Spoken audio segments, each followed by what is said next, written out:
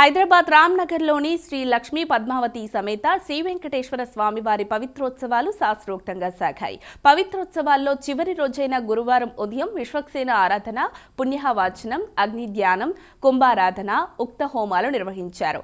పూజా కార్యక్రమాల్లో పాల్గొన్న భక్తులకు తీర్థ ప్రసాదాల వితరణ చేశారు.